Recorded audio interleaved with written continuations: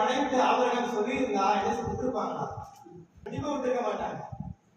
என்ன செஞ்சிருப்பாங்க? ஆபிரகாம் போய் சாராட்ட போய் சொல்லியிருந்தா என்ன சொல்லியிருப்பாங்க? வேணாம், கொடுக்க வேணாம், அடுத்த குழந்தைய தேவன் கொடுத்தா நம்ம என்ன செஞ்சு விடுவோம், கொடுத்து விடுவோம் என்று கண்டிப்பா சொல்லியிருப்பாங்க. விட்டுருக்க மாட்டாங்க. அதனால என்ன தன்னுடைய மனைவிட்டு சொல்லல. தேவனுக்கு முன்னிருந்த என்னவென்றால் ஆபிரகாம் என்ன செஞ்சாங்க? 2 வேலையாட்களை கூட்டி சென்றார். ஆனால் மலைக்கு கீழே என்ன செஞ்சார்? 2 வேலையாட்களை நிப்பாட்டிட்டார். ஏன் அங்க நிப்பாட்டினாங்க? ஒருவேளை இந்த 2 வேலையாட்கள் ஆபிரகாமோட கூட மேல வந்திருந்தா கண்டிப்பா என்ன செஞ்சிருக்க மாட்டாங்க, வழிகளை செலுத்திருக்க மாட்டாங்க. ஏன்னா அவங்களுக்கு தெரியும் ஈசாக்கை வந்து பெறுவதற்கு ஆபிரகாம் எவ்வளவு கஷ்டப்பட்டாரு. கண்டிப்பா ஏதாவது பேசி ஆபிரகாம் என்ன செஞ்சிருப்பாங்க? அந்த இடத்துல என்ன வழிகளை விட்டுருக்க மாட்டாங்க.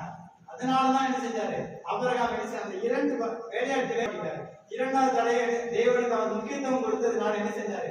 இரண்டாவது தடையை அவர்